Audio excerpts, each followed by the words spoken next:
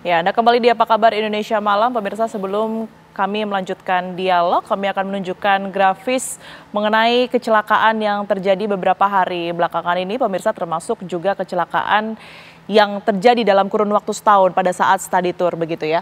Nah, ini sudah ada datanya study tour maut 2024-2025. Yang pertama ini di Ngawi tanggal 18 Januari 2024 di mana bus SMA Negeri 1 Sidoarjo terguling setelah menabrak pembatas jalan di tol Ngawi menuju Surabaya.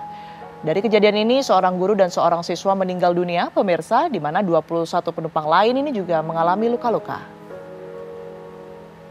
Kemudian di 11 Mei 2024, lokasinya di Subang, tentu Anda masih ingat ini bus Trans Putra Fajar mengangkut 53 siswa SMK Lingga Kencana, acaranya adalah perpisahan.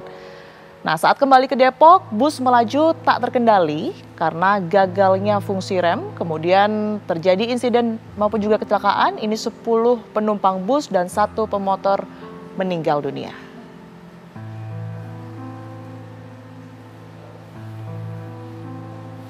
Selanjutnya, tak lama setelah itu 21 Mei 2024 ini terjadi di tol Rembang Mojokerto. Bus SMP PGRI 1 Wonosari kecelakaan di tol Rembang Mojokerto usai study tour. Kecelakaan diakibatkan sopir mengantuk atau microslip dan 1 orang guru serta kenek bus dinyatakan meninggal dunia. Puluhan siswa pun selamat meski mengalami luka-luka.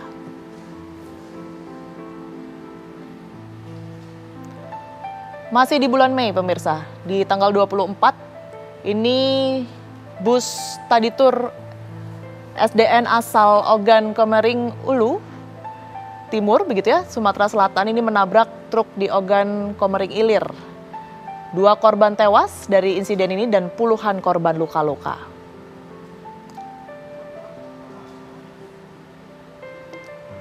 Di akhir tahun, tepatnya 23 Desember 2024 terjadi di Tol Pandaan, rombongan bus SMP IT Darul Quran Mulia.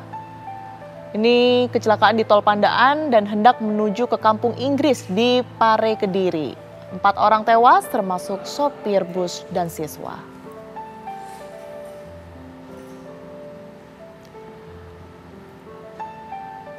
Baik, ini di tanggal 8 Januari 2025, beberapa waktu yang lalu di Malang, bus SMKTI Bali Global Badung mengalami remblong di Kota Batu.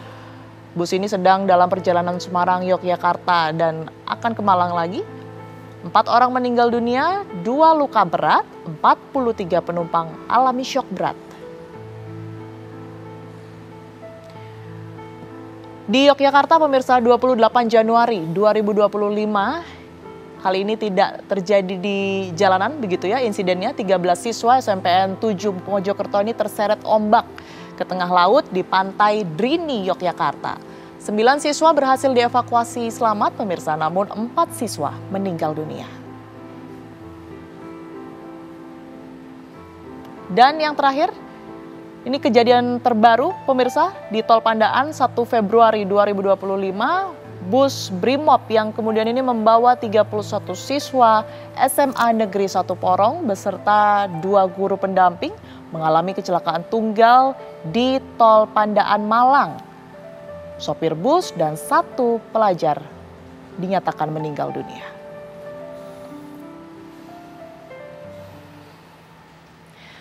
Saya akan langsung ke Prof. Cecep ya, Prof. Ini tadi sudah ada komunikasi begitu ya dari pihak keluarga. Mereka mengatakan akan menuntut karena tidak terima begitu dengan keputusan sekolah yang pada saat itu tetap memaksa keberangkatan dari sang anak ini. Anda melihat ini sebuah kewajarankah di mana orang tua siswa harus mencari keadilan dengan cara ini begitu ya, untuk kemudian ini bisa mendapat keadilan untuk anaknya atas kejadian kecelakaan?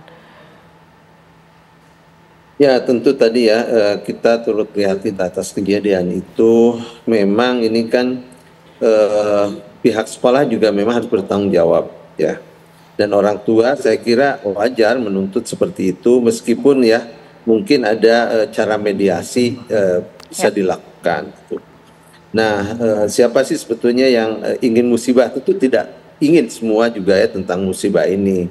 Nah, tetapi kan sudah terjadi, artinya siapapun yang melaksanakan punya tanggung jawab ya harus bertanggung jawab.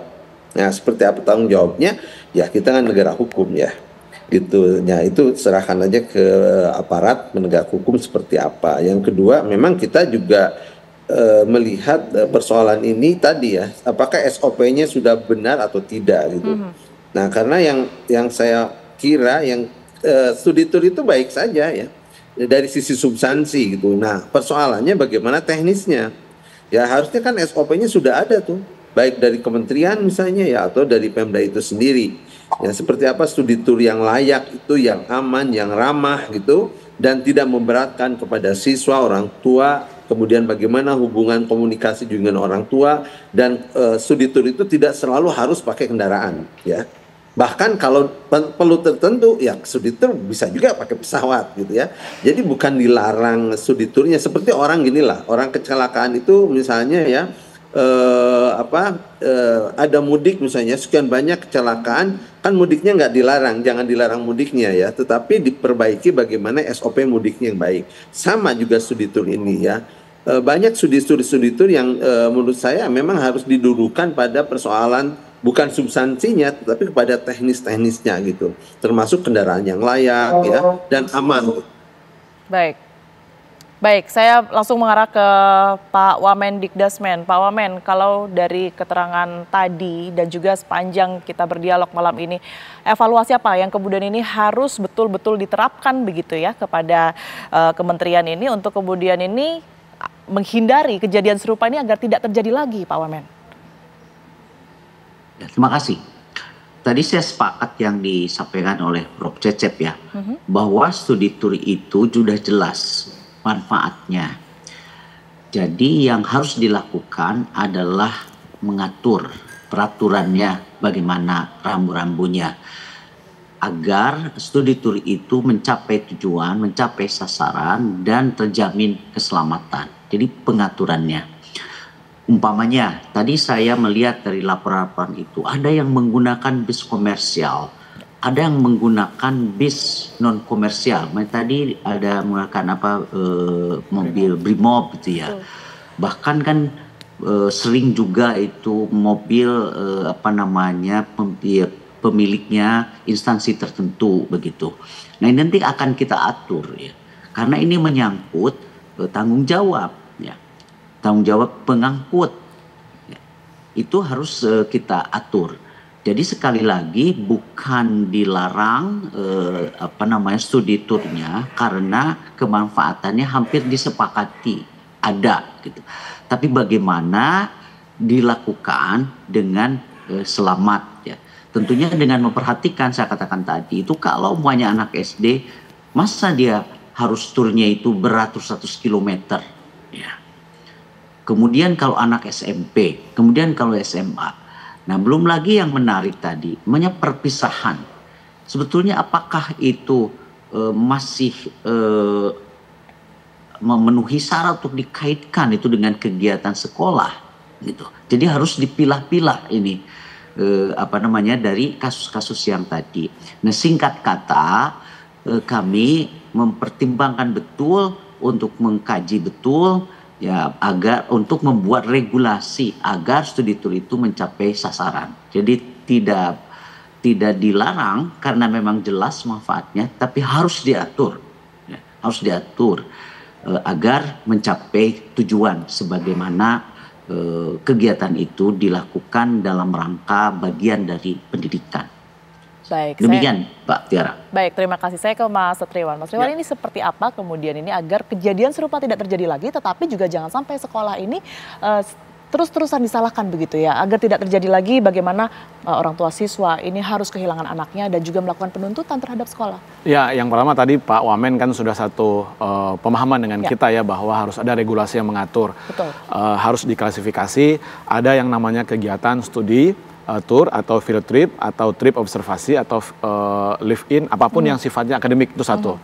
Yang kedua yang sifatnya tamasya semata atau tour semata gitu ya, wisata semata, itu dua. Yang ketiga ada perpisahan misalnya, dan yang keempat ada wisuda.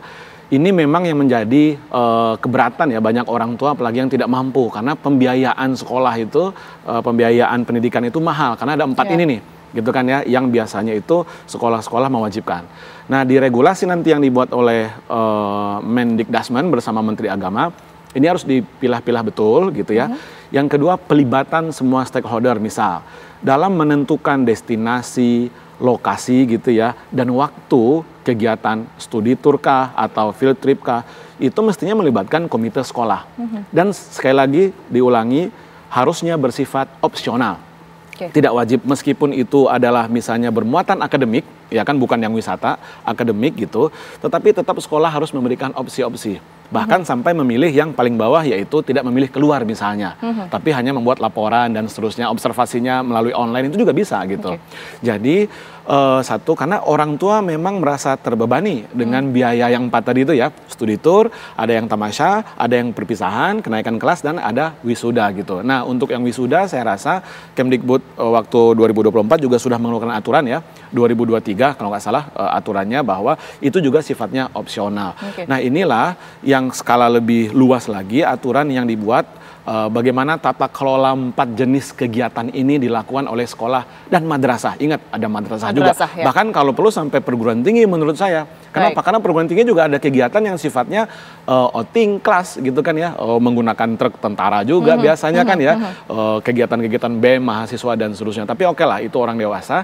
Ini anak-anak saya pikir jangan sampai ada korban lagi ke depan gitu ya. Terima kasih. Baik, Pak Satria, terima kasih sekali atas perspektifnya begitu ya. Dan juga yang sudah bergabung tadi ada Prof.